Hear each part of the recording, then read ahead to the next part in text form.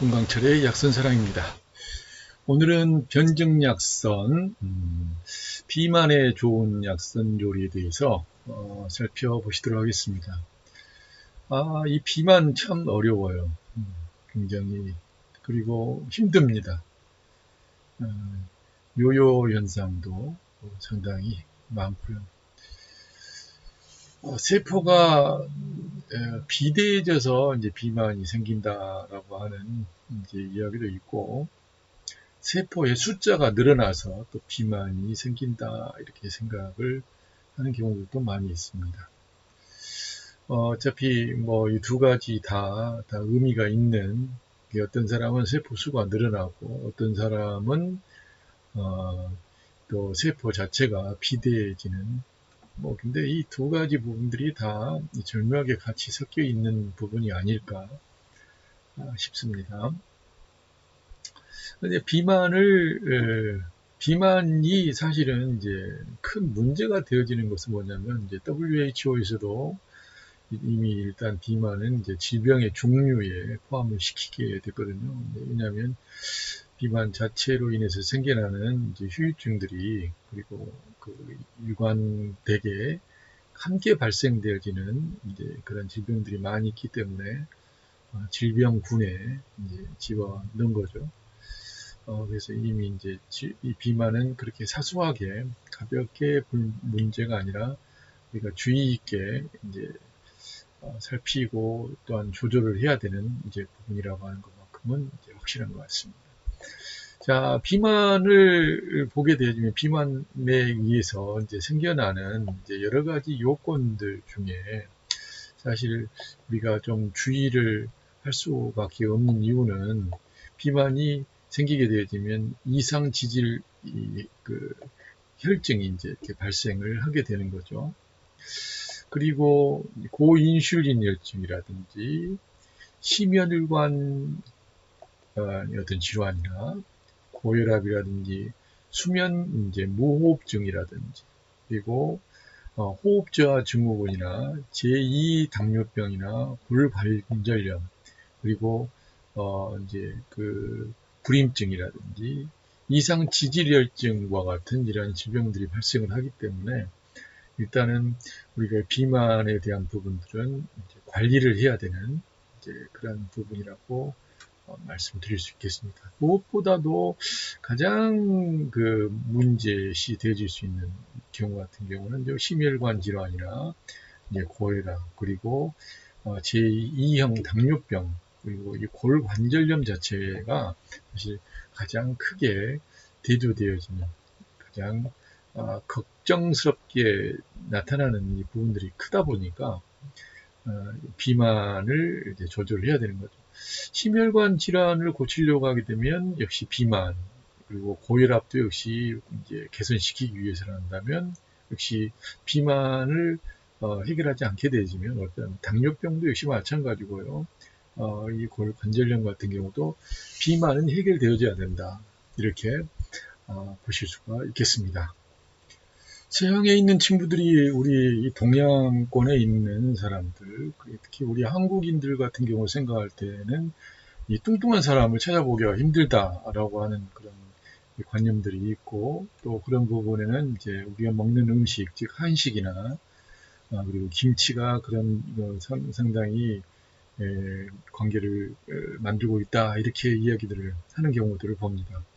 그러나 이제 전반적인 부분으로 봤을 때 한국인들 같은 경우 이 연령별 비만율을 살펴보게 되면요, 2010년도 통계에 의하게 되면 남자는 이 30대에 그 30대에 가장 큰 30대의 피크를 달립니다. 그렇죠? 그리고 여자들 같은 경우에는 60대의 몸무게가 이제 가장 불어나는 시기라고 볼 수가 있겠죠. 그래서 비만이 가장 많은 경우는 남자는 30대, 그리고 점점 남자는 이렇게 쫄아가는 상태로 가고 있고, 여자는 이제 약한 데에서 점점 이렇게 좀 비만도가 더 높아가는 그런 상황인 것을 우리 통계적인 부분을 통해서 볼 수가 있겠습니다. 근데 그렇게 보다 보니까 비만과 질병과의 관계를 보게 될 때 남자들 같은 경우는 오히려 30대에서부터 40대, 50대를 건너오면서 차분하게 어쩌면 질병을 일으키게 할 수밖에 없는 어떤 비만의 인자를 키워 이제 오는 것이고, 여자들 같은 경우는 점점 비만이 늘어나는 상황으로 봤을 때 역시 또 비만 인자를 점점 늘려가는 그러한 부분이라고 볼 수가 있겠습니다. 비만은 크게 이 6가지 유형으로 이제 우리가 볼 수가 있겠는데요. 첫 번째 이런 그 비만의 형태, 이런 비만의 형태가 되겠어요. 그래서 그 흉부에서 복부에 이르는 비만과 아랫배, 똥배라고 이야기하죠. 이런 비만, 그리고 여자분들 같은 경우는 하체 중에서 이제 허벅지와 엉덩이 있는 이쪽 부위, 그리고 또 여성에서 많이 발견되는 게 이제 복부 비만, 그리고 하체 비만이 있고, 남자들은 특별히 복부에 집중되어지는 복부 비만이라는 형태로 해서 한 6가지 유형으로 살펴볼 수가 있겠습니다. 그 첫 번째 부분, 이 전체적인 부분에 그 흉부, 목에서부터 아랫배, 이 복부에까지 나타나는 이 비만 같은 경우는 첫 번째 유형으로서 음식 섭취로 인한 이제 비만이라고 볼 수가 있겠습니다.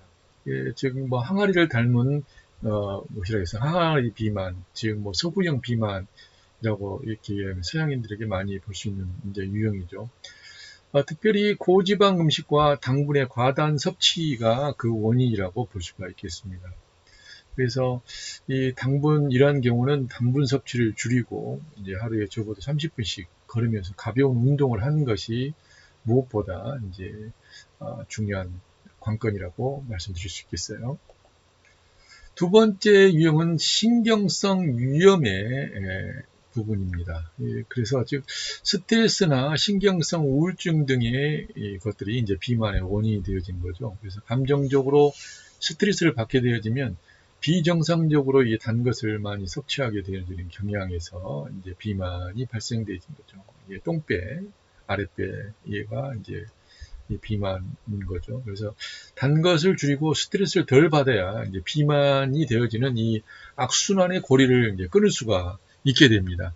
스트레스를 덜 받는다라고 하는 것이 쉬운 일은 아닌데, 어차피 이 스트레스와 위와 이 소화기와의 관계는 굉장히 밀접하게 서로 연결고리들을 갖고 있는 것을 볼 수가 있어요.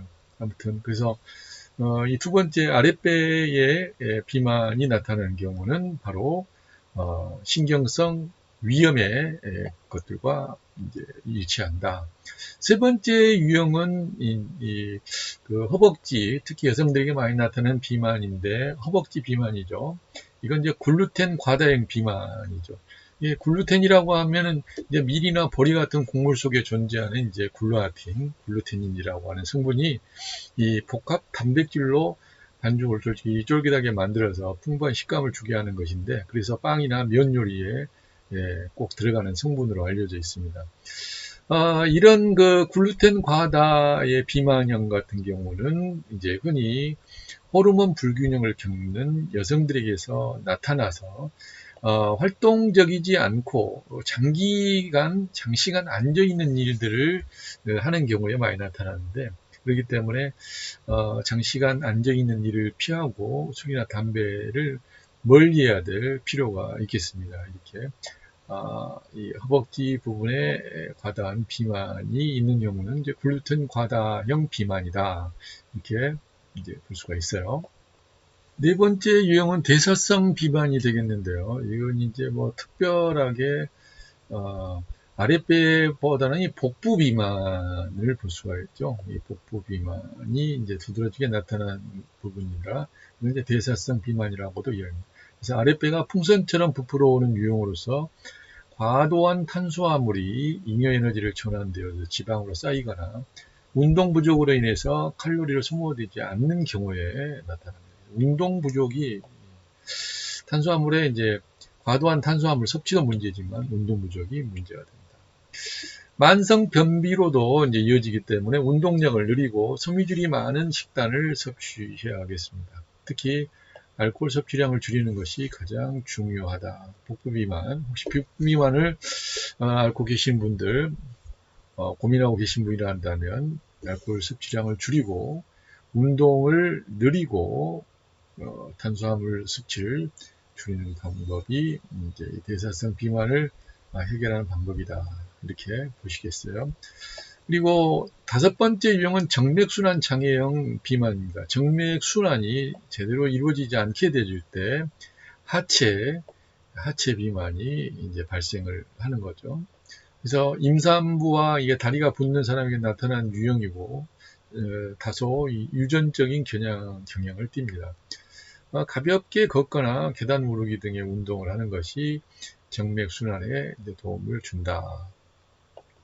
그리고 여섯 번째 유형은 이제 비활동형 비만이 되겠습니다. 대부분의 남자들에게서 많이 볼 수 있는 비만인데요. 완전히 복부 비만이죠. 남성의 복부 비만 주로 나타나는.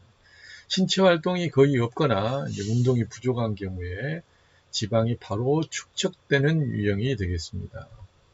규칙적인 운동과 하루 삼시세끼 식사를 꼬박 먹으면 체지방 분해 속도를 높일 수가 있겠어요.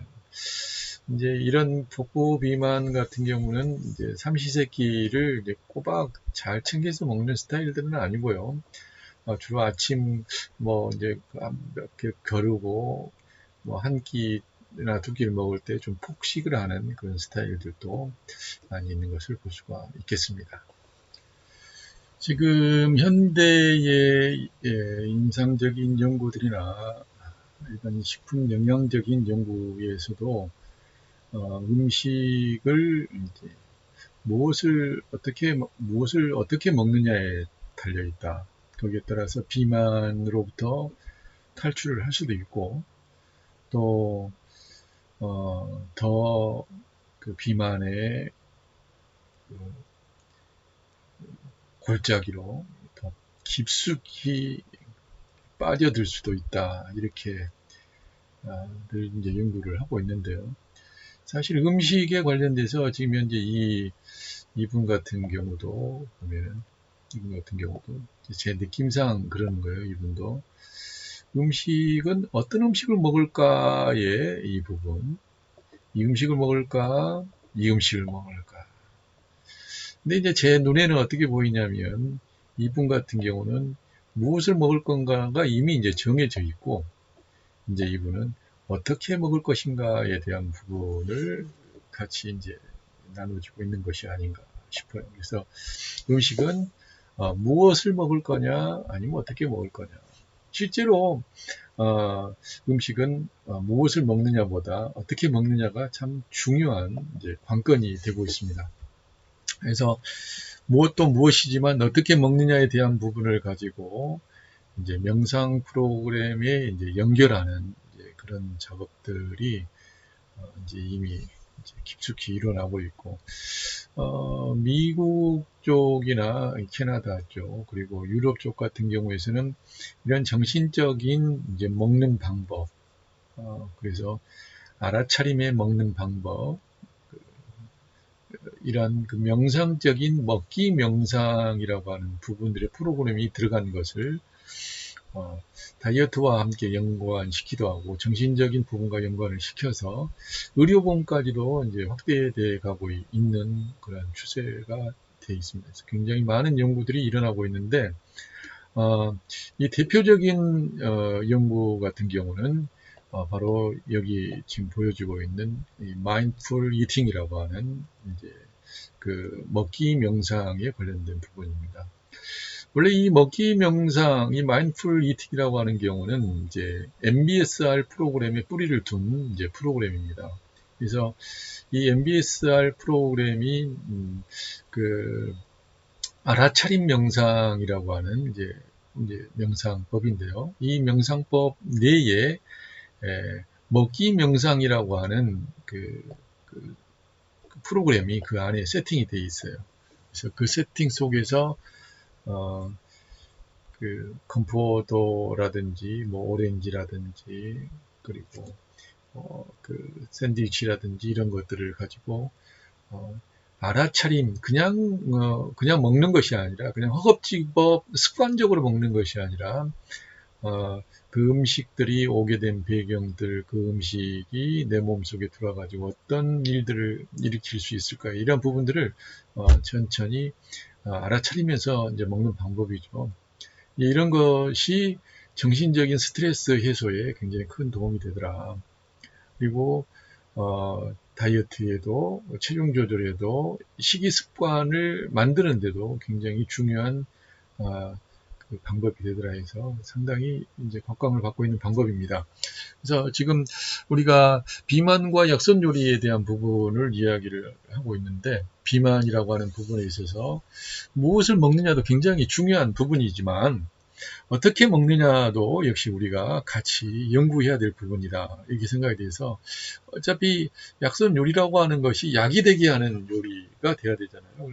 그렇다 한다면 일반적으로 비만 프로그램들이 요요 현상들을 굉장히 많이 겪게 되는데, 그건 음식을 먹는 습관들이 이제 그러하기 때문에 그렇거든요. 그래서 음식을 먹는 습관들을 이제 조정해주고 바꿀 수 있는 그런 계기가 약선 요리와 함께 하면서 같이 진행될 수 있으면 훨씬 더 효과가 있을 것이다, 이렇게 보는 거죠. 그래서 이 인터넷 같은 경우에서도, 그리고 연구되어져 있는 여러 논문 같은 경우에서도 이 마인드풀 이팅이라고 하는 그 먹는 방법에 대해서, 어떻게 먹느냐에 대한 이 방법에 대해서 여러 가지들로 많이 연구들이 되고 있습니다. 그래서 이제 이 마인드풀 이팅이라고 하는 것을 번역 자체로 순수하게 번역을 하게 된다면 알아차림 명상, 마음챙김 명상, 마음챙김 먹기, 알아차림 먹기이라고 하는 그런 형태로 이제 번역이 가능하겠는데요. 실제로 굉장히 큰 도움을 많이 받을 수가 있습니다. 여기에 이제 이 5가지 먹는 방법에 대해서 나오는데, 첫 번째 방법을 보게 되면 더 천천히 먹어라. 너무나 허겁지겁 그렇게 먹는 습관이잖아요. 그러나 그렇게 되어지면 모든 부분에 있어서 신체적인 상황이 그렇게 좋지 않은데, 조금 더 천천히 먹게 되어지게 되면 이제 우리의 인체적인 부분에 또 거기에 대한 상응하는 효과가 나타나는 거죠. 침묵 속에서 식사를 즐겨라 라고 이야기를 하고 있어요. 여러 가지 생각을 한다든지 또 막 대화들을 하고 여러 가지 신경을 쓰고 그러다 보면 우리 몸이 거기에 이제 신경을 쓰느라고 온전히 음식을 소화하는 쪽에 에너지를 이제 서로 이제 나눠 먹게 하게 되는 거잖아요.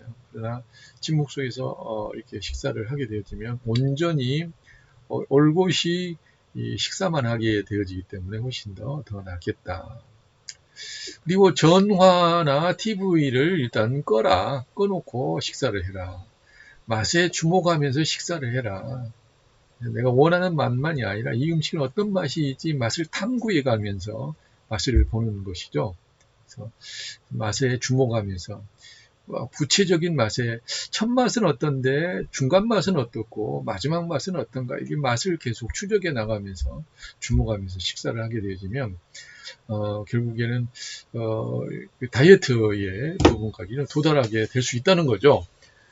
대부분 허겁지겁 이제 음식을 먹다 보니까 배가 이제 부름에도 불구하고 배가 부르다고 하는 것을 이제 우리 뇌가 인지를 하지 못하는 그런 상태에 있을 때 계속 더 먹는 거죠.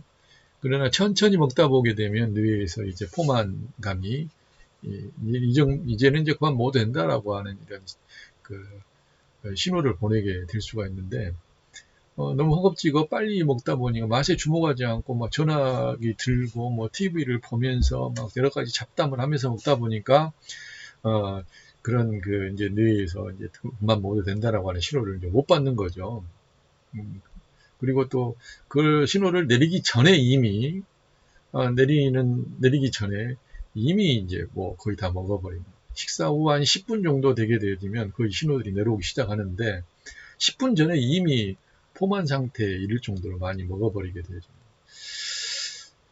그리고 또 다섯 번째 부분에서는 음식이 식탁에 오르기까지의 과정을 알고 느껴라. 음식이 오르기 전까지는 농부의 손을 거치고, 뭐, 바람과 물과 햇빛과 어둠과 이런 것들에 의해서 자라나서 생명되게 하기 위해서 식탁에 오르기까지 얼마나 많은 수고와 노력들이 있었는가에 대한 부분을 느끼고 또한 감사하면서 하게 되어지면 역시 그것도 먹는 알아차림의 먹는 방법 중에 마음챙김의 먹는 방법에 아주 좋은 방법이라고 이야기를 하는 겁니다. 그래서 지금 이 MBSR에 뿌리를 둔 이 마인드풀 이팅, 즉 마음 챙김 먹기라고 하는 것은 우리가 음식을 먹고 즐기는 경험을 알아차림만으로도 많은 스트레스로부터 벗어나게 하고 식사의 적정량을 실천하도록 연결할 수가 있다. 마음 챙김 먹기는 억지로 혹은 의도적인 다이어트와는 반대되고 오히려 주의 깊은 식사의 목표가 우리의 식사를 감정의 음식이 아닌 신체의 굶주림 신호와 같은 신체적 신호에 기초를 두어서 편안하게 먹는 것이라는 것을 알 수 있게 한다. 이렇게 주장을 하고 있습니다. 저도 이 주장에 적극 참여를 하고 있는 그런 부류 중에 한 사람이고요. 그 마인드풀 이팅을 하게 되어질 때의 기본적인 자세가 있습니다. 그 기본적인 자세는 첫 번째, 배부르기까지 느끼면 먹기를 그만둔다. 배부르다고 느끼면 이제 그만 먹는다는 거죠. 근데 억지로 음식이 남아있으니까 뭐 더 먹는다든지 시간 때우기 위해서 더 먹는다든지 그렇게 되어지면 안 되는 거죠. 배부르다고 좀 느껴지면 이제 그만 먹는 것을 이제 그만 중지를 하는 것이 먼저 참 중요하겠다.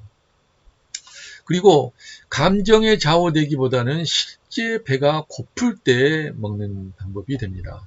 그러니까 배도 고프지 않은데 시간이 됐으니까 먹는다 뭐 이런 것이 아니라 배가 고플 때 먹는다. 음식의 선택 당에 먹지 않는다. 이 방법 이건 뭐냐면은 음식 너무 먹고 싶고 맛있어 보이니까 먹는 거죠. 그래서 내가 음식을 선택한 것이 아니라 음식이 나를 선택해서 먹게 만들어버리는 이러한 것은 피한다. 한 입 한 입만에 한 입 이 맛을 음미한 후에 음식을 먹는다. 다섯 번째로 내 몸에 충분히 영양을 공급하는지 생각하면서 먹는다. 여섯 번째, 우발적으로 많이 먹을 때 과도하게 책망하지 않는다.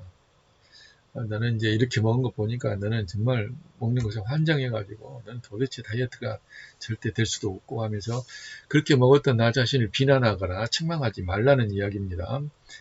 그렇게 먹었었구나. 그렇게 먹고 나니까 이랬었구나. 이런 부분을 알아차리라는 이야기죠. 먹을 때는 먹는 일에만 집중해라. 뭐 다른 일을 막 전화기 들고 TV 보면서 막 전화기 들면서 막 잡담하면서 뭐 이런저런 이야기하면서 뭐 다른 일들을 하면서 하는 것이 아니라 먹을 때는 올곧이 먹는 것만으로 거기에 집중해서 먹어라. 그리고 또 마인드풀 이팅의 기본 자세, 먹는 방법, 알아차림의 먹기의 방법의 가장 기본적인 자세는 더 이상 원치 않는다면 음식을 남길 수도 있다입니다.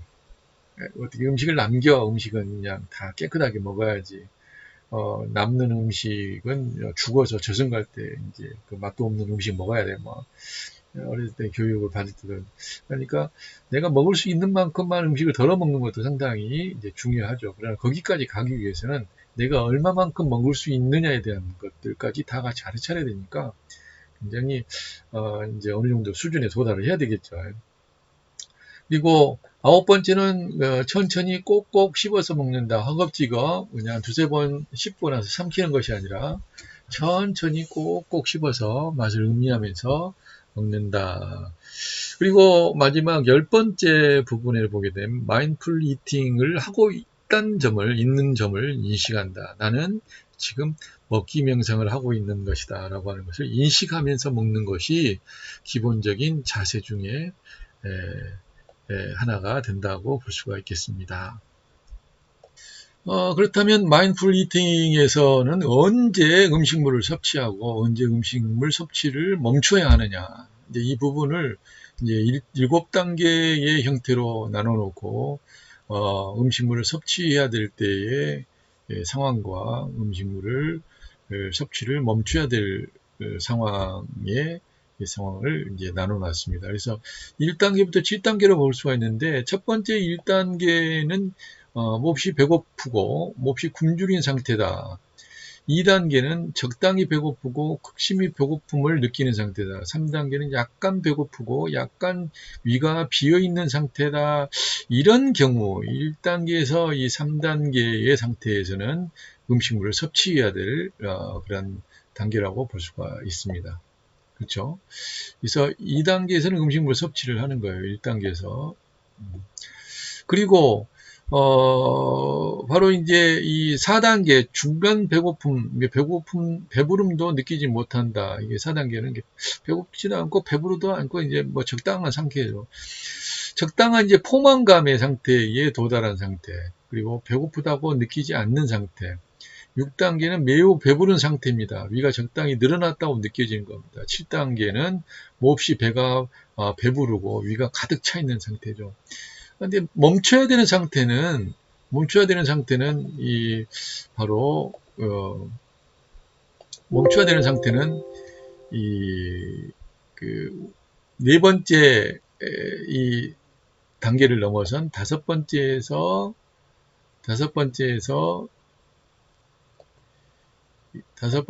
이 여섯 번째, 그렇죠? 이 단계에서는 이제 멈춰야 되는 겁니다.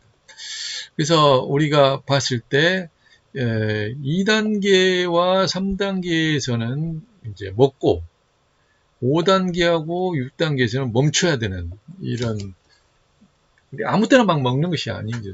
그래서 적당히 배고플 때 먹고 이제 배가 찼다고 생각하는 정도, 어느 정도 포만감이 느껴지면 바로 끊는 것이 또 알아차림 알아차림 먹기에 하나의 원칙 행동 요령이 되겠습니다. 그래서 이걸 이제 지금까지 말씀드렸던 것을 그림으로 잠깐 보게 되면 마인드풀 이팅이라고 하는 마음 챙김 먹기라고 하는 것은 급하게 먹지 마라. Don't worry. 급하게 먹지 마라. 요리하거나 먹을 때 분위기 있는 곳에 먹어라. 이제 이런 거죠.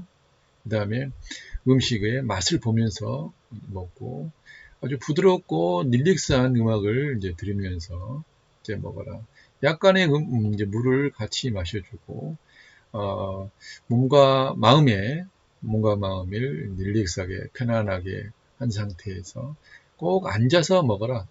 그리고 이런 TV나 이런 방송이나 이런 부분들을 이제 켜고보다는 끄고 먹어라. 먹을 때 먼저 자기가 좋아하는 부분들을 같이 좋아하는 부분들을 같이 고려하면서 이제 먹어주는 것이 일단 무엇보다 이제 중요하다 이렇게 볼 수가 있겠습니다. 비만의 원인과 치료에 대해서 잠깐 보겠습니다. 비만의 원인은 신경 내분비 계통의 조절 실조로 인해서 이제 발생하거나 섭취 열량이 소비 열량보다 많아서 이제 지방이 축적되어서 이제 발생된다고 볼 수가 있겠습니다. 그리고 이 비만인 사람 같은 경우는 인슐린 저항성이 높아서 당뇨병이 이제 발생하기가 쉽고 고지혈증, 동맥경화나 고혈압, 그리고 중풍 등을 유발하기가 쉽습니다. 그렇기 때문에 비만은 초기에 치료를 하는 것이 무엇보다 관건이다. 이 비만을 오래 가면 오래 갈수록 이제 이 비만으로 인해서 이제 생겨나는 질병들도 늘어날 수가 있다는 것이죠. 비만의 원인은 또한 나이가 들면서 체력이 쇠퇴되면서 나타나기도 합니다. 두 번째, 달고 기름진 음식을 과식하거나 폭식하는 경우, 폭음하는 경우에도 역시 비만이 나타납니다. 다 아시지만 운동 부족이나 오래 병을 앓아서 전기가 쇠약해질 때도 역시 비만은 생겨날 수 있습니다. 비만의 가족력도 역시 이제 밀접한 관계를 갖고 있는데요. 무엇보다도 이 양열 체질과 위열 편성 체질, 식욕 항진 체질이나 식사량이 많은 체질, 그리고 비장의 운화 기능이 약한 체질 등과 같은 경우에는 지방과 담, 습이 몸에 쌓여서 이제 비만이 나타나는 경우도 있겠습니다. 이 유전적 요인이 사실 비만의 가장 큰 또 요인이 될 수 있지 않느냐, 그렇게 보고 볼 수가 있겠어요. 그리고 지금 한 5가지의 나이가 들면서 달고 기름진 음식을 과식하면서 운동 부족, 오랜 병을 앓아서 전기 쇠약, 유전적 요인도 요인이지만은 현대인들 같은 경우는 요람에서 무덤까지 이제 스트레스라고 하는 부분에 이제 노출되어 있다고 이야기를 하는데요. 바로 이 스트레스가 비만을 일으키게 되는 가장 큰 원인. 그래서 현대인들의 가장 큰 비만의 병의 원인, 비만이라고 하는 것의 원인은 스트레스가 아니겠는가. 그렇게 살필 수가 있겠어요. 그래서 비만에 대한 부분을 우리가 좀 알아야 될 필요가 있겠는데요. 비만과 스트레스와의 관계를 좀 알아야 될 필요가 있겠는데, 스트레스라고 하는 부분은 우리가 천천히 한번 보시게 되면, 스트레스라고 하는 것은 신체의 항상성을 깨뜨리는 외부의 어떤 것이다. 이게 뭐 신체의 이 생리적인 부분들을, 생리적이고 정상적인 부분들을 깨뜨리게 하는 외부의 어떤 것이라는 거예요. 외부의 어떤 것. 구체적으로 어떤 것인지를 몰라요. 사람마다 다 다릅니다. 그렇기 때문에 외부의 어떤 것이 신체의 항상성을 깨뜨리고, 스트레스 반응이라고 하는 것은 이 항상성을 재정립하려고 하는 신체 반응이 바로 스트레스 반응이다, 이렇게 정의를 하고 있습니다. 그리고 동물에 비해서 인간이 더 이 부분에 취약성을 지니고 있다. 그래서 이 스트레스라고 하는 책에 보면 얼룩말은 유궤양에 걸리지 않는다라고 하는 그런 대표적인 책이 있는데, 그 책에 있는 내용에서 제가 좀 정리를 해본 겁니다. 그 스트레스라고 하는 그 책을 한번 여러분들이 구입해서 보신다면 상당히 이런 책도 있었구나. 스트레스와 이렇게 많은 질병과의 관계가 그 관계가 된단 말인가, 참 이제 놀랄 수도 있어요. 잠깐만. 제가 이 스트레스라고 하는 책을 잠깐 가지고 와봤는데요. 이 사이언스 북스에서 나온 스트레스라는 이 책입니다. 스트레스, 당신을 병들게 하는 스트레스의 모든 거, 이렇게 가지고 로버트 세플스키라고 하는 분이 쓰시고, 이제 이지윤 선생님이 이제 옮긴 내용입니다. 이 책의 이 내용은 굉장히 재미나게 구성이 되어 있습니다. 그래서 여러분들이 꼭 한번 읽어보시면 좋은 책이다 라고 제가 소개를 해드리고 싶은 부분인데요. 그 제목 말고 그 머리 차례 부분에만 보게 되어지면, 보이시는가 모르겠어요. 보일까요? 이 보면은 스트레스와 당신 2장에서는 스트레스와 뇌, 그다음에 스트레스와 심장, 스트레스와 에너지 대사, 스트레스와 소화, 스트레스와 성장, 스트레스와 성, 스트레스와 면역, 스트레스와 통증, 스트레스와 기억, 스트레스와 수면, 스트레스와 노화, 스트레스 정신적 스트레스, 스트레스와 우울증, 스트레스와 성격, 스트레스 중독, 스트레스와 사회적 서열, 스트레스 관리하기. 그래서 17번째까지에 대해서는 스트레스와 여러 가지 질병과의 관계에 대한 부분들을 살피고, 18번째에서 스트레스 관리하는 부분에 있어서 어떻게 효과적으로 스트레스를 관리할 수 있겠는가에 대해서 이렇게 보고 있는데, 굉장히 좋은 책이라고 저는 생각을 합니다. 여러분들 꼭 기회가 되신다면 한번 이제 보시는 것도 어떨까 싶어요. 그래서 이 책에서도 이야기하고 있는 바에 의하게 되면 스트레스가 증가하게 되면 혈압이 상승되고, 또 혈압이 상승되면서 혈액이 이제 세게 이제 흐르게 되어지게 되면 혈관 내벽에 끼어 있는 이 찌꺼기들이 느슨해지거나 그리고 부서져서 떨어져 나올 확률이 있고, 또 이 혈전이 생길 확률이 이제 증가하게 되는 거예요. 혈압이 스트레스 증가해서 혈압이 상승하고 혈액이 이제 세게 흐르게 되면 내벽에 찌꺼기들이 떨어지거나 그리고 혈전과 관계하에서 혈전이 이제 생길 확률이 이제 증가하게 되어지는 거죠. 이제 이러한 것들이 큰 혈관에서는 비교적 문제가 없지만 좁은 혈관에 들어가게 되어지면 혈관이 이제 막히게 되어져서 심장으로서는 심장 발작이나 심근경색증이 이제 되고, 뇌 속에 들어가게 되어지면 뇌의 혈관을 막아서 뇌경색이나 뇌졸중 같은 것들을 이제 일으킬 수도 있다. 이렇게 볼 수가 있는 겁니다.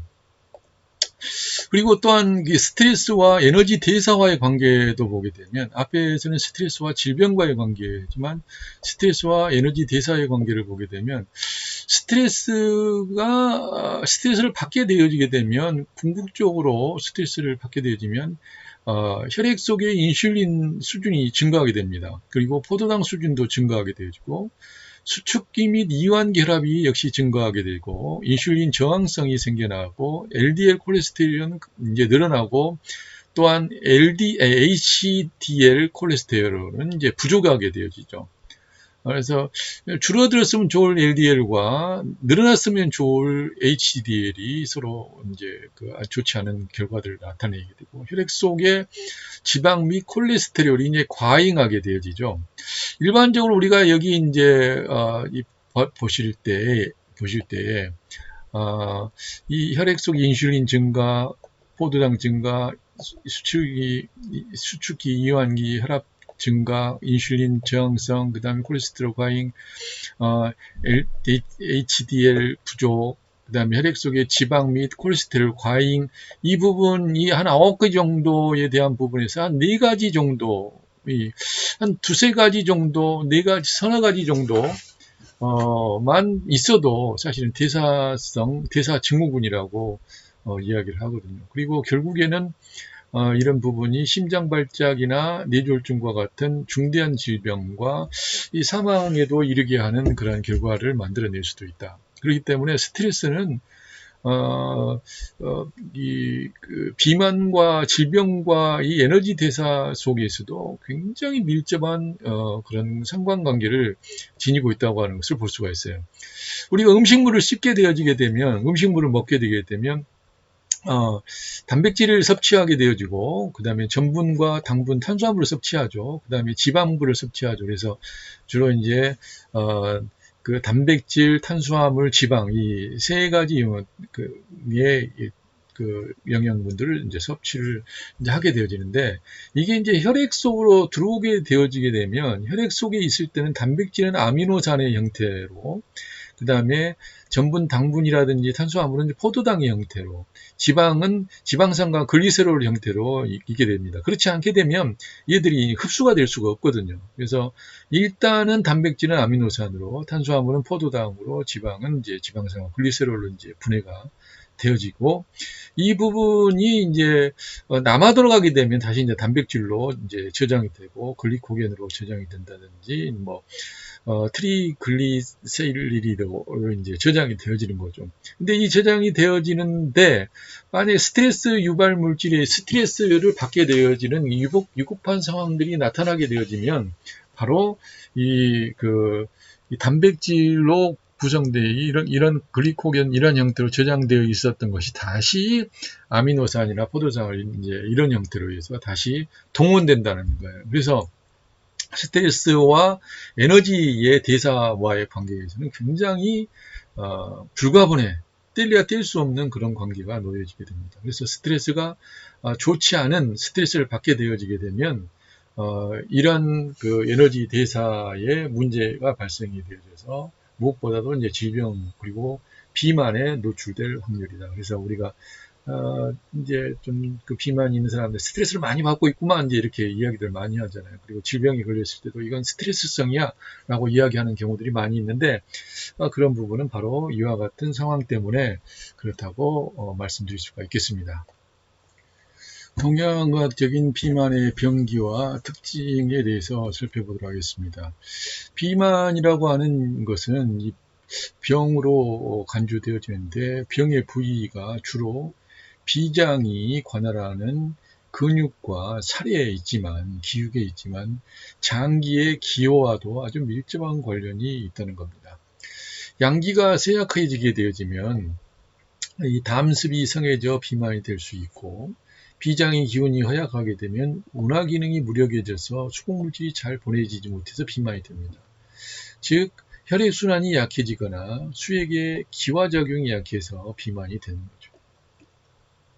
그리고 이 간담의 소설 기능이 약해져 기운이 정체되는 것과 심장 기능의 실조로 인해서 그런 서로 상관관계가 이제 성립이 되어진 것을 볼 수 있습니다.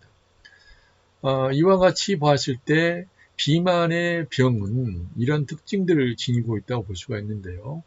본은 허하면서 표는 실하게 나타난다. 그래서 어떤 본이 허하냐, 신장과 이제 비장의 기가 허하다. 신장과 비장의 기가 허하고 심장과 폐의 기가 허하고 하는 이러한 그 본이 허하고 표가 실한 증상이 나타나는데 표가 실한 부분은 담탁 고지하다 이거죠. 담과 이 담탁이 그 고지한 부분의 유지로서 수습과 혈어 증상과 기체 증상이 표의 실한 증상으로 나타나는 것을 볼 수가 있겠습니다. 그리고 이제 무엇보다도 이 비만이라고 하는 이 부분은 병변 과정 중에서 병기가 자주 바뀐다라고 하는 거예요. 그래서 허실의 전화의 상태로 보게 되면 허증이 실증으로 바뀌고 실증이 또한 허증으로 바뀌는 이런 부분이 아주 자주 나타난다고 볼 수가 있는 거죠. 예를 들면 기름기가 많고 이 단 음식을 과식하게 되면 습탁이 몸에 쌓이게 되어지고 또 고지혈이 되어서 습탁이 열로 변해 위에 열이 나고 비장이 정체돼서 비만이 나타납니다. 그렇지만 이것들이 또 장기적으로 음식이 절제되지 않으면서 비가 하게 되어지면 비가 손상이 되고 운하 기능이 허약해져서 비장의 병이 신장에 영향을 주어가지고 비장과 신장을 모두 약해지게 만드는 상황이 벌어집니다. 그래서 실증이 바로 허증이 되어지고 허증이 또 실증으로 변하는 이러한 상황들이 대단히 반복되어진다는 것이죠. 그리고 또 하나는 병리산물 간의 이제 전화가 일어나는 거예요. 그래서 담습이 오래 안에 쌓여 있게 되어지면 기혈분행이 이제 방해를 받게 되어지고 기체와 어혈이 이제 나타나는 거죠. 그래서 기체, 담습, 어혈이 또 오래 가게 되면 열로 변화하게 되어서 울열이 되게 되고 담열이 되고 습열이 되어지게 되어지고 어열로 또 역시 발전되어지는 것을 볼 수 있습니다. 그래서 병리산물 간에 또한 전화가 일어나고 합병증으로의 또 전화가 또 가능한 것을 볼 수가 있습니다. 그래서 당뇨와 함께 뭐 고혈압증이라든지 어지러움 증이라든지 가슴이 답답한 그런 가슴이 답답하고 쑤시는 아픈 이 흉비 증상과 중풍과 그다음에 그 쑤시는 그 관절병과 같은 그 동맥경화 같은 이러한 부분들이 서로 합병증으로 이렇게 서로 연관관계가 되어지면서 전화가 일어나는 것을 볼 수가 있겠습니다.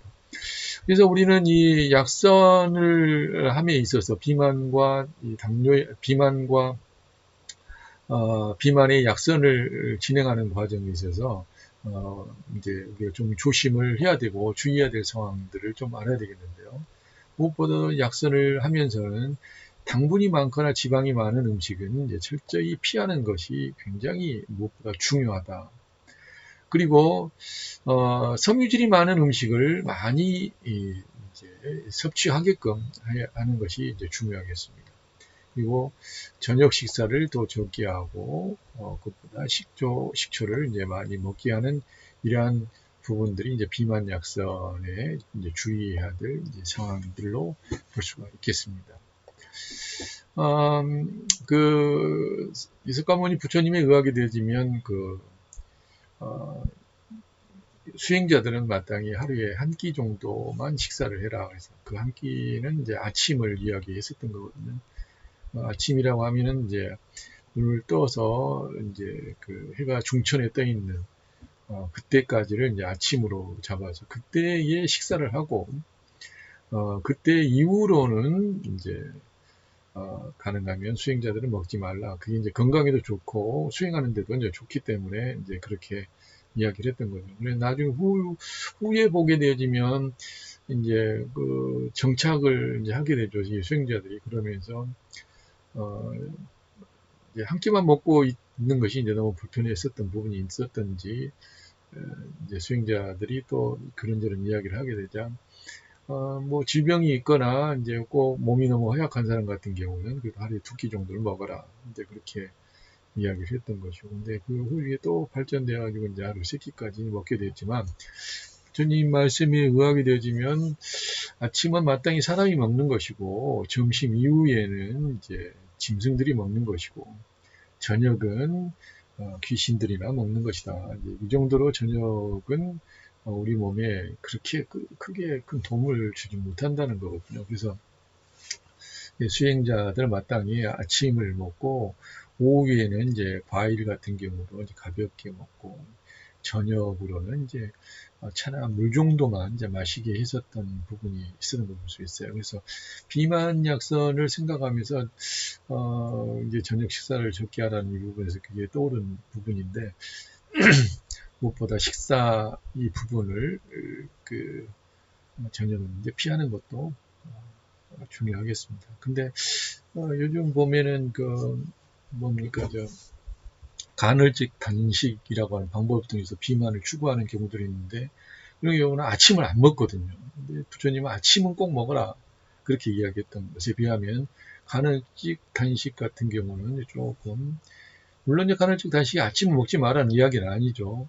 한 12시간 정도, 10시간에서 12시간 정도는 위를 비워놔라 이제 이런 부분을 이제 이야기를 한 건데 대부분의 사람들이 이제 그 점심과 저녁은 이제 폭식을 하고 저녁 이제 늦게부터는 뭐 8시 이후부터는 또 안 먹던가요? 그러니까 그때부터는 아예 안 먹는 방법을 취하고 있는 것이 이렇게 꼭 맞지는 않는다. 식초를 또 많이 먹어라 이런 부분은 이제 우리 약선으로 봤을 때는 갱년기 쪽에 그리고 갱년기의 음식 양생법에 이제 해당되어지는 부분이죠.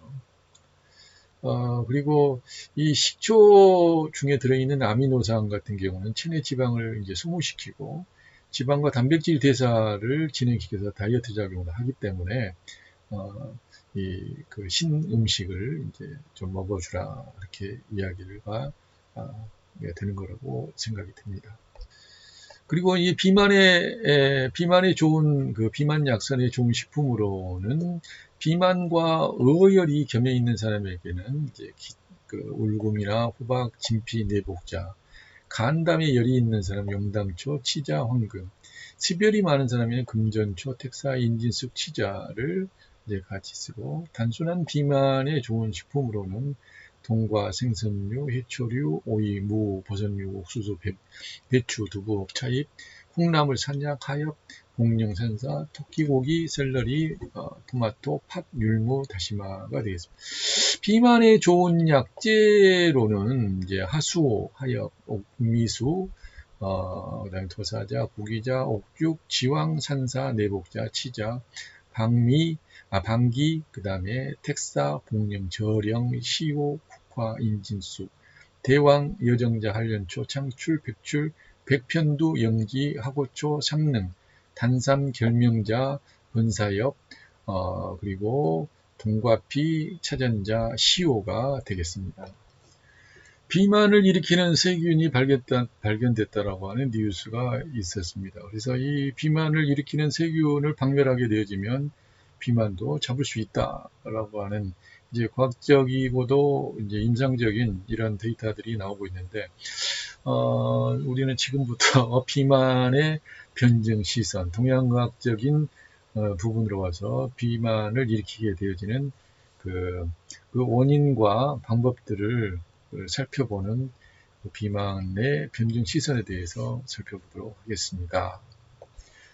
비만의 변증 시선 첫 번째 유형으로는 위열범비형입니다. 위장에 열이 있어서 비장을 범하는, 위장에 열이 많아가지고 비장에 영향을 끼치는 이러한 유형이 있겠는데요. 주요한 증상으로는 음식을 많이 빨리 먹고 배가 고프고 또 배가 창만하고 얼굴빛이 붉고 윤택하고 입은 마르고 씁니다. 가슴이 답답하고 어지러우며 위안부가 타는 느낌의 통증이 있기도 하고 밥을 먹고 나면 조금 편해집니다. 대변은 건조하고 소변은 노랗고 혀는 굵고 설태는 노랗고 지저분한 특징이 있겠습니다. 치료의 이제 이러한 부분이다 보니까 위장에 열이 있는 거죠. 그래서 또 비장을 범하기 때문에 치료 원칙으로는 위장의 열과 불을 끄고 비장을 튼튼하게 하는 이제 치료 원칙이 되겠습니다. 약선 요리로 대표적인 부분은 이제 죽순탕과 이제 하엽죽이 있겠습니다. 말 그대로 위장에 열을 내리고 화를 내리면서 비장을 튼튼하게 하는 방법이 되겠습니다. 죽순탕은 죽순 200g, 원이버섯 10g, 계란 1개, 그리고 적당량의 소금을 사용을 하겠죠. 제작 방법은 죽순과 원이버섯을 물에 담가서 불리고 계란은 쪄서 깨서 저어줍니다. 그리고 물을 끓이다가 계란을 넣고 저어주다가 죽순과 원이버섯을 넣어 간을 맞춰서 완성합니다. 아주 쉽죠. 이 죽순탕을 분석해본 죽순은 이제 달고 천성질이 있고 폐의 위경으로 들어가서 청열 화담의 작용이 있고 횡격막과 이를 잘 통하게 하는 이제 효능이 있습니다. 원이버섯은 양위, 위장을 길러내고 진액을 만들어내는 작용이 있고 계란은 장음 청열한다, 음기를 자양하고 열을 내리는 작용이 있기 때문에 죽순탕에 죽순과 은이와 계란을 사용한 죽순탕 위열을 내리면서 범위하겠다. 위장에 열을 내리는 부분에 단독적으로는 이제 제가 공부할 때 이제 많이 썼던 것은 죽순도 있긴 하지만은 갈근이 있죠. 생갈근, 갈근 이제 즙 같은 경우를 이제 위장에 열을 내리는데 아주 좋은. 그러나 이제 이 갈근 같은 경우도 이제 중탕을 해가지고 팔팔 끓이게 되면 이 갈근은 또 열을 만들어냅니다. 그러나 생갈근 같은 경우는 열을 내리는데 위장에 열을 내리는데 아주 좋죠. 그러니까 이게 습관성이 되지 않기 위해서 또 이 갈근 같은 게 약간의 독이 있어 독성이 있기 때문에 이 독성을 완화시키기 위해서 감초를 약간 넣어서 갈근 감초를 이제 차를 끓여서 먹는 방법도 위열을 내리면서 비장을 범하는 부분들을 좀 좋게 할 수 있는 방법이 되겠습니다. 두 번째, 이 하엽죽이 소개되고 있는데요. 이 하엽죽은 생하엽 한 장과 쌀 이제 100g 그리고 얼음설탕을 약간 사용을 해서 이제 죽을 끓이는 겁니다. 그래서 하엽을 깨끗이 써서 3cm 크기로 잘라 물에 넣고 15분 정도 삶아 약물을 만듭니다. 다른 솥에 쌀을 넣고 하엽물을 넣어서 이제 끓여서 죽을 만들어서 먹습니다. 하엽은 이제 그 이파리를 보시면 아시겠지만은 굉장히 넓고 두껍잖아요. 이제 그런 것만 보더라도 열을 내리는데 그러면서도 그 이파리가 윤택한 걸 보게 되면 굉장히 차가운 것을, 차갑다고 하는 것을 알 수 있겠는데, 쨍쨍 내리쬐는 그 열들을 잘 조절하고 있다라고 하는 것을 볼 수가 있어요. 그래서 윤택한 것 아니겠어요. 어느 정도로 그러냐면은 빗방울이 떨어진다면, 물이 닿게 되어진다면, 물 한 방울을 용납하지 않을 정도로 그렇게 아주 반질반질하니 아주 윤택한 이러한 부분을 볼 수가 있는 건데, 그래서 이파리가 넓은 부분을 보더라도 순환은 잘 시키고 있다 이렇게 볼 수가 있겠잖아요. 그래서 하엽죽은 위장에 열을 내리면서 비장을 범하고 있는 이러한 것들을 조정하는데 굉장히 큰 의미가 있다. 뭐 하엽죽은 이제 혈액순환 쪽에도 굉장히 많이 사용들을 합니다. 그런데 이제 대부분 보면 이제 비만인 사람들이 혈액순환도 잘 안 되거든요. 그 다음에 고지혈증도 있고 당뇨도 있고 막 그러잖아요. 그러다 보면 또 그것으로 인해서 뇌졸중이라든지 뭐 이런 것들에 이제 이렇게 노출되기가 굉장히 이제 용이한 상황에 놓여 있는데, 그러다 보니 미리 예방적인 차원에서 또 비만을 고려한다고 한다면 하엽을 이용한 하엽죽, 하엽 가루를 이용한 꼭 죽이 아니더라도 하엽 빵이나 하엽 떡이나 이런 것들도 고려한다 한다면 위열 범비 형태를 치유하는데 굉장히 큰 도움이 되리라고 생각이 듭니다. 비만을 동양의학적으로 보게 되어지면 이제 보는 허하고 표는 실하다고 이야기했잖아요. 두 번째, 비장이 허하면서 비장의 위나 공명이 실조되어진 이런 상황이 바로 두 번째 유형이 되겠습니다. 비장이 허해가지고 이제 운하 공명이 실조되어 있다 보니까 그 주요한 증상으로는 뚱뚱하고 몸이 자주 붓고 피로하고 신체가 무겁습니다. 사지가 천근만근인 거죠. 사지가 천근만근과 같은 그런 상황이고, 가슴과 배가 창만하고 사지가 붓고 아침에 조금 이제 가볍지만 저녁이 되면 좀 심해지기 시작합니다. 노동을 하고 나면 좀 더 심해지고 음식을 보통 적게 먹습니다. 과거에 폭식이나 폭음을 한 경험들이 이제 많고 소변이 잘 통하지 않고 변이 묽거나 변비가 발생하고 혀는 담백하고 크고 혀 주변에 이제 그 치흔이 이제 보여지는 것을 볼 수 있습니다. 그래서 치료법은 비장을 일단 튼튼하게 하면서 기운을 부하고 수액대사를 활발하게 이제 진행해야 되겠습니다. 그래서 비장에 양기를 무엇보다 이제 불어 넣어주는 것이 이제 필요하겠죠. 약선으로는 이제 동화죽과 삼령죽 그리고 사신분 두부조림이 있겠습니다. 동화죽은 동화하고 쌀을 사용을 해서, 동화는 이제 이뇨작용이 굉장히 좋거든요. 그래서 몸속에 있는 이제 습을 이제 제거하면서 비장의 허증, 비장의 양기에 부족한 부분들을 이제 보충하는 이제 그런 부분이 되겠고요. 삼령죽도 역시 만삼과 백봉령, 생강, 쌀을 이용해서 비장의 비장은 습을 싫어하거든요. 습이 있게 되어지면 비장의 양기가 약해지고 그 습으로 인해서 운하공명이 이제 실조되어지는 상황이 벌어지기 때문에 습을 제거하는 부분도 굉장히 중요하고 이제 안정적인 그 심신의 안정도 굉장히 중요하기 때문에 그 상황에서 만삼을 통해서 기를 보충하는 조건이 되겠습니다. 생강으로 양기를 또 보충하는 거죠. 그래서 만삼은 비위를 튼튼하게 하고 원기를 보하고, 백봉령은 비장을 유익하게 하고 습을 이제 잘 스며들게 하고 이제 이뇨작용, 이수작용을 유익하게 하면서 생강은 위를 따뜻하게 해서 이수작용이 있다. 그래서 몸에 있는 습을 제거하는 그런 이제 방법이 되겠습니다. 사신분 두부조림은 두부와 죽순, 당근, 율무, 표고와 함께 사신분 가루 19g을 더 넣는 거죠. 사신분은 산약, 검인, 복령, 연자를 이제 사신이라고 이야기를 하고 이걸 가루 이 가루를 10g을 넣는 거죠. 대파, 간장, 요리술 적당량 넣어서 제작을 하게 되어집니다. 그러면은 이제 비장을 튼튼하게 하면서 이제 열을 내리고 소화를 촉진하는 작용을 하는 거죠.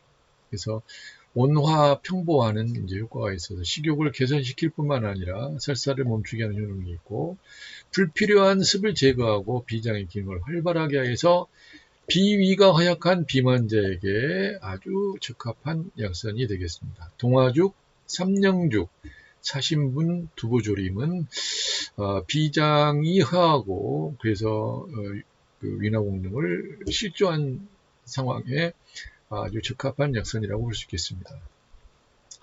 세 번째의 유형은 바로 담탁이 몸에 이제 적체되어 있는 이제 부분이 되겠는데요.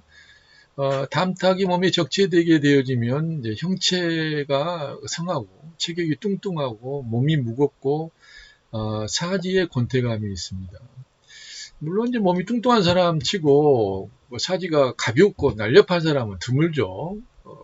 당연히 몸이 무겁고 사지에 권태감이 있고 이제 그런 건 너무나 당연한데, 이 부분은 담탁, 비장의 위나 공능과 밀접한 관련이 있는 거예요. 그래서 비장의 양기, 비장의 기허, 신장과 폐장과 심장의 기허, 이런 증상들이 같이 나타나는 건데, 여기서는 비장이 이제 허약하다, 비의 기운이 허약하다 보니까 담탁이 이제 몸에 적체되어 있는 것을 볼 수가 있습니다.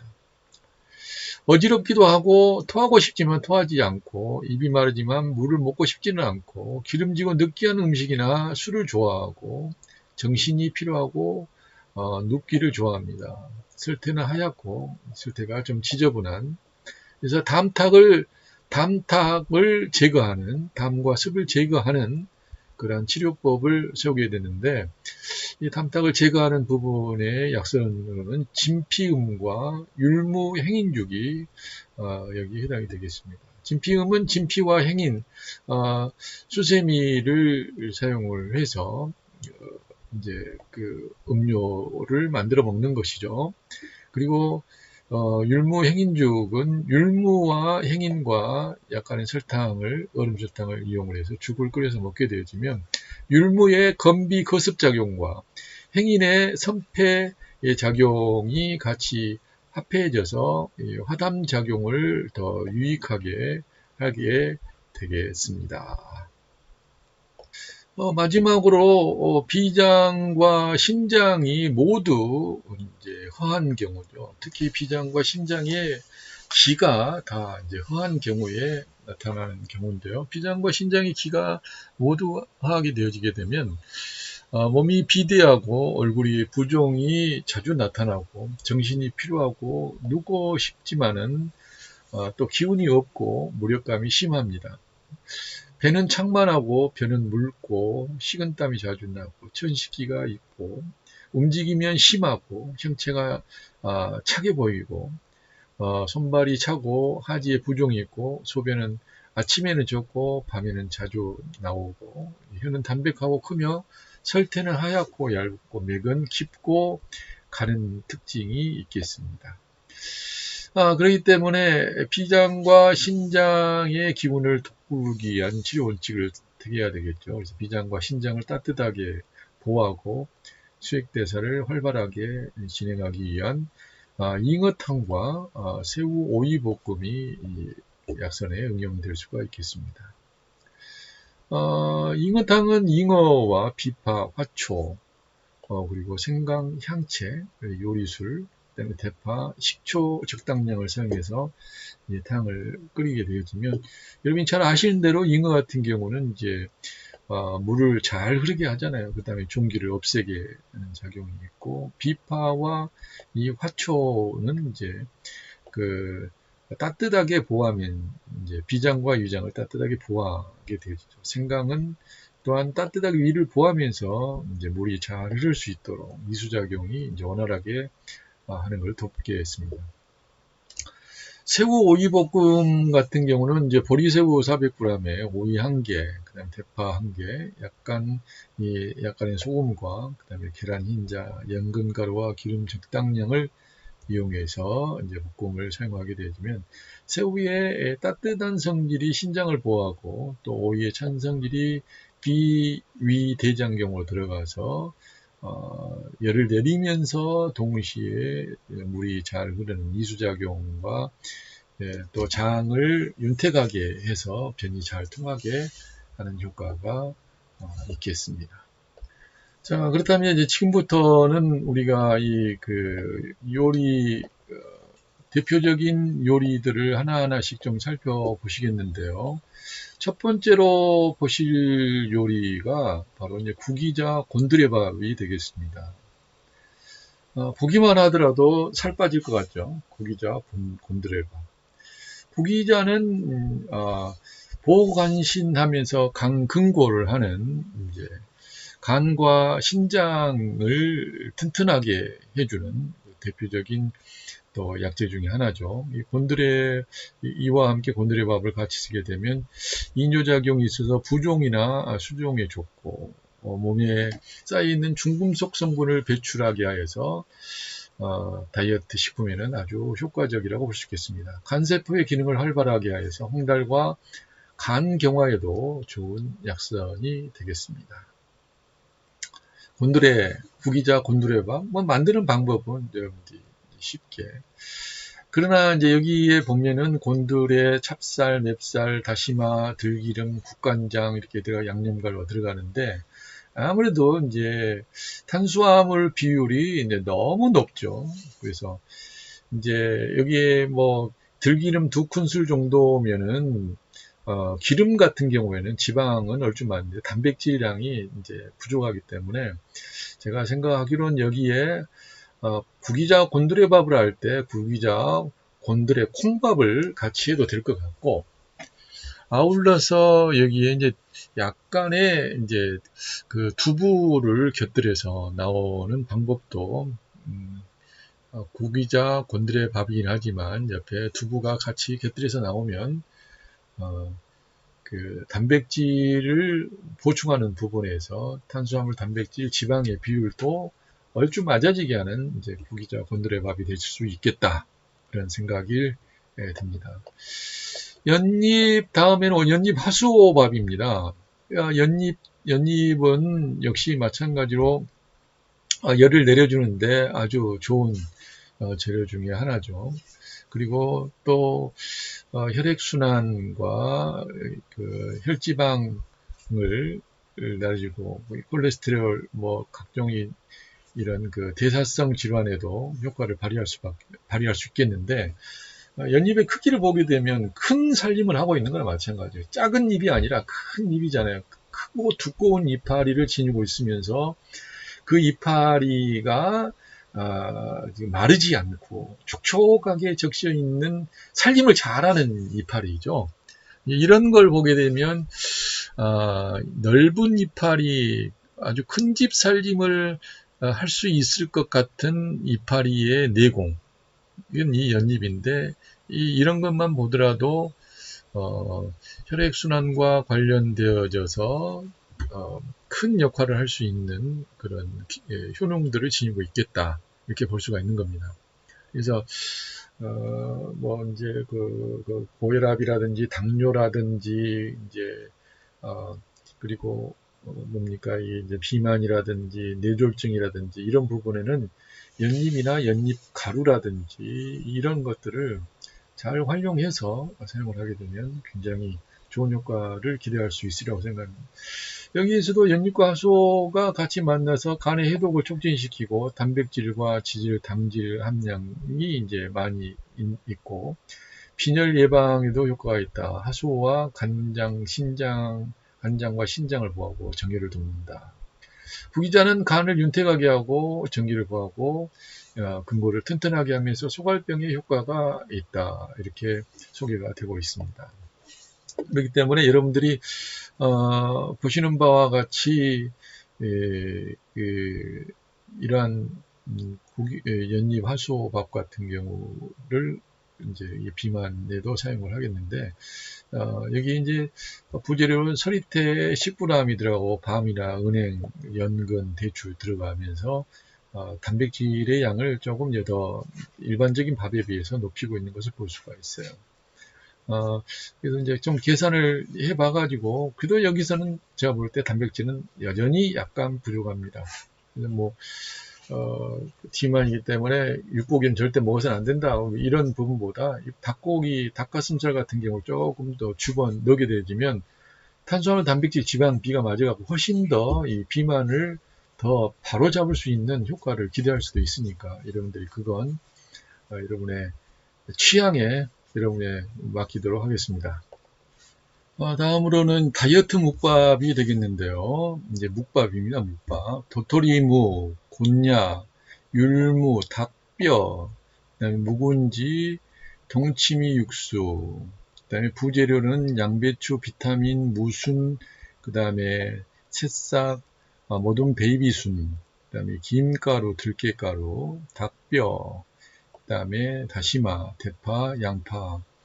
그다음에 약선 재료는 황기와 하엽, 옥수수, 수염과 산사 이렇게 사용이 되어지죠. 이렇게 해서 묵밥이 만들어지게 되면 기가 약화해서 몸이 붓거나 살이 찌는 사람에게 기를 올려서 살을 빼게 하는 것과 습을 제거하여서 건강하게 하는 그러한 다이어트 효과를 유발하는 약선이 되겠습니다. 이제 여기에 보면 우리가 이제 지금 닭뼈들을 이제 사용을 하고 계시잖아요. 닭뼈를 사용하고 있는데, 아무래도 우리가, 요즘 토종닭이 된다고 하더라도 이 닭들 같은 경우는 이제 사료들을 많이 먹고 있고, 이 사료들 같은 경우는 또 GMO 기반의 원료들을 이제 많이 사용을 하고 있습니다. 그리고 여러분들이 아시다시피 이제 대량 사육을 하다 보니까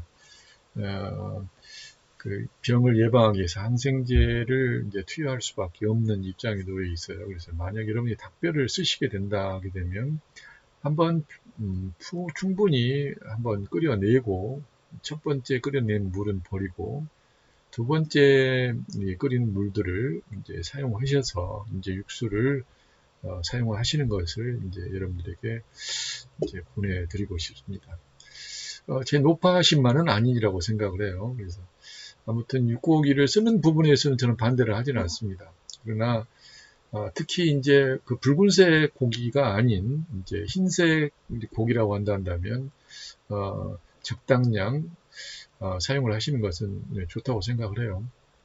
그러나 이제 방금 말씀드렸었던 이제 그런 부분들은 좀 조절을 하는 상황에서 사용하는 게 좋겠다. 그렇게 말씀드리죠.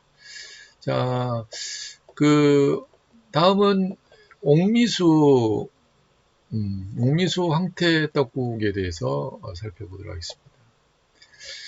옥미수는 옥수수 수염을 옥미수라는 거 아시죠? 옥미수, 그 다음에 옥미수와 황태를 같이 사용을 해서 딱 보는 바와 같이 옥미수의 이뇨작용과 황태의 해독작용이 곁들여져 있는 떡국이다.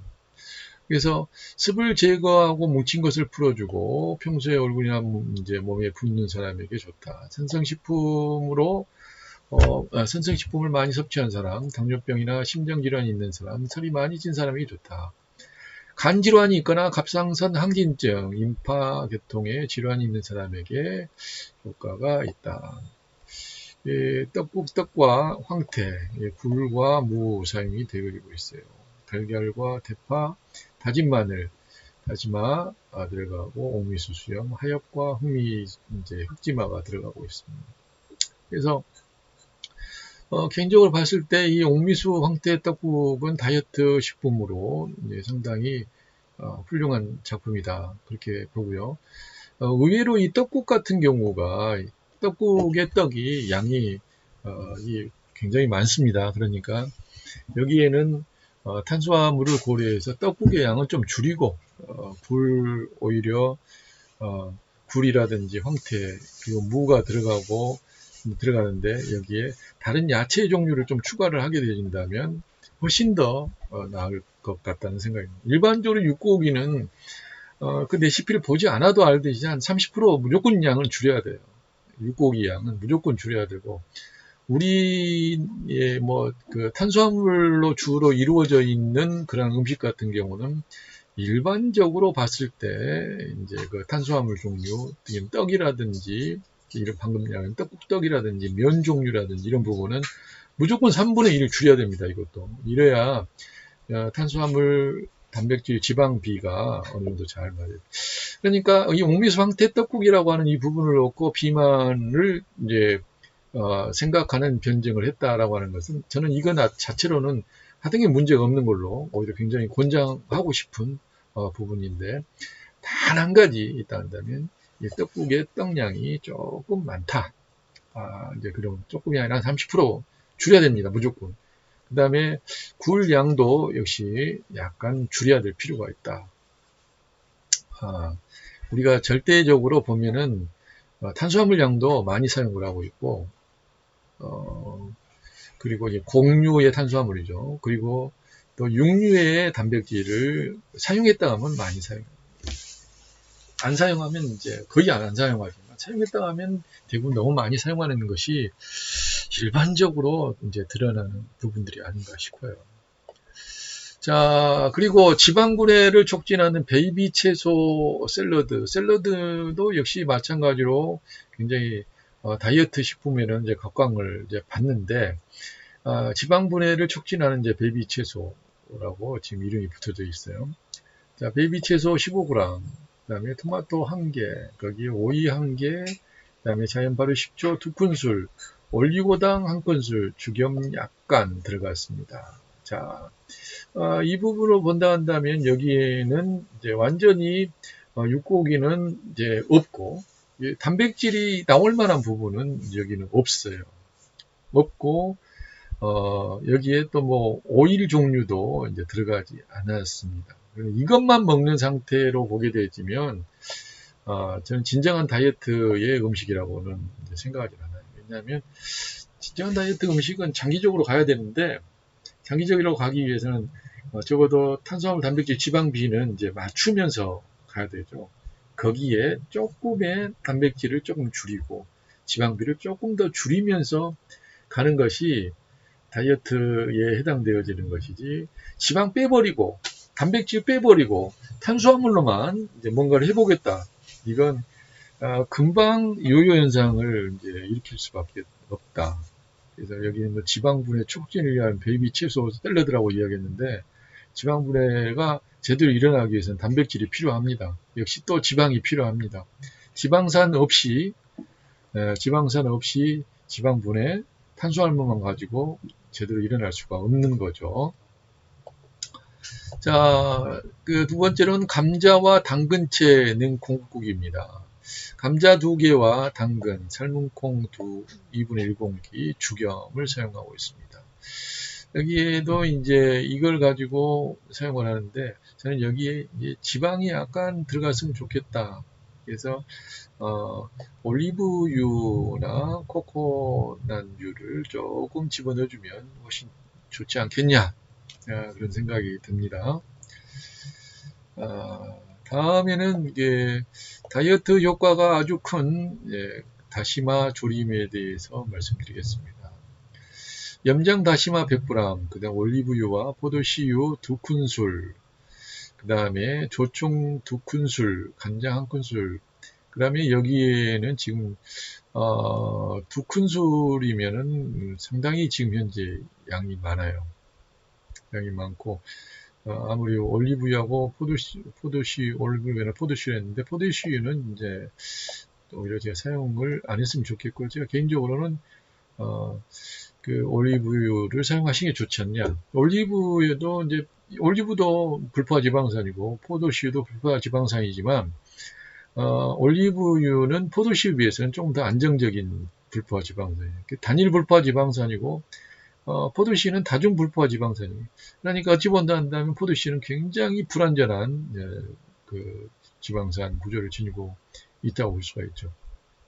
그래서 올리브유를 그냥 1큰술 정도로 사용을 하고, 여기 다시마 조림이 들어가니까 다시마에 이 두부 같은 거 들어가도 괜찮아요. 두부 들어가면 단백질이 보충되어지고 씹는 식감도 훨씬 나아지기 때문에 여기에 두부를 추천을 드리고 싶습니다.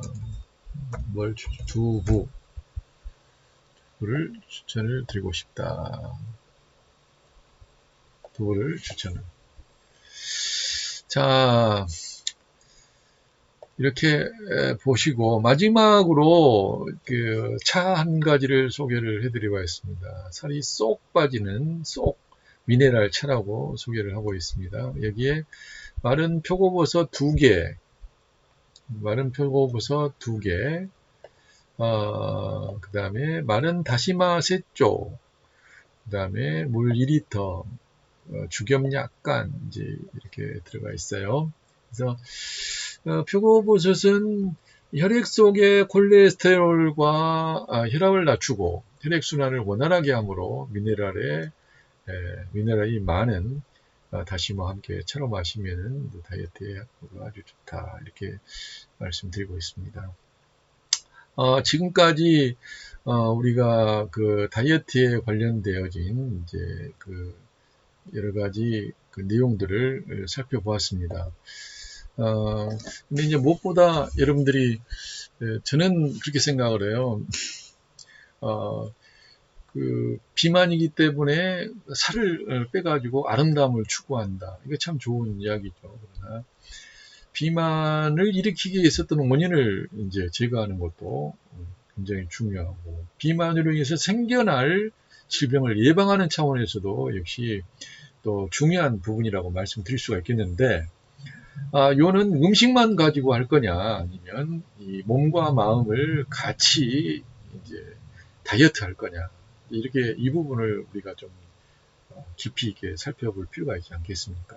그래서 무엇보다 몸과 마음을 다이어트 한다라고 하는 것은 음식으로는 뭐 이제 여러분들이 이제 기본적으로 너무나 잘 아는 것이고 정신적인 부분으로 이제 스트레스를 이제 알아차리는 스트레스의 요인 물질들을 그 인식할 줄 아는 그래서 그러한 부분을 또한 음식과 같이 적용을 하게 되질 때 그 앞에서도 우리가 지금 계속 말씀을 드렸었던 그 방법들이 있었잖아요.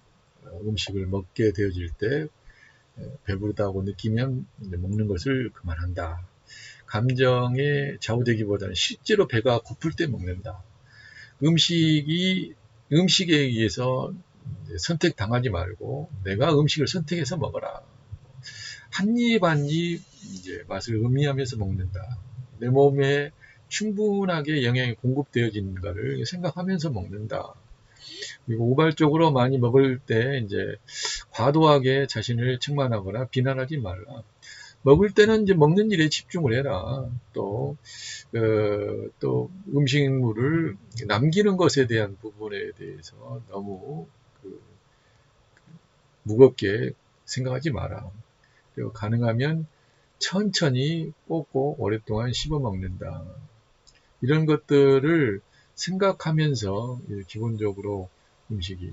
그래서 저는 이제 그런 생각을 해요. 다이어트 음식점과 다이어트 그 약선 음식은 이런 것을 지키면서 먹게 하도록. 그래서 천천히 먹게 하고 아주 릴렉스하고 아주 부드러운 음악이 이제 틀어져 있는 그런 환경에서 먹게 하고 급하게 막 먹고 나가게 하는 것이 아니라 아주 천천히 먹을 수 있도록 해주고 TV라든지 이런 매체들 같은 경우 막 눈을 현란스럽게 하는 부분들은 없게 하고 아주 편안한 자세에서 먹을 수 있게 하는 그런 분위기를 만들어주는 것도 약선 음식을 먹는 좋은 환경이 되겠다 이렇게 생각을 해봅니다. 앞으로 또 이 비만에 더 좋은 약선 요리에 대한 부분을 소개를 하게 될 수 있으리라고 생각하는데 그때 나머지 자세한 내용들 살펴볼 수 있도록 하겠습니다. 수고하셨습니다.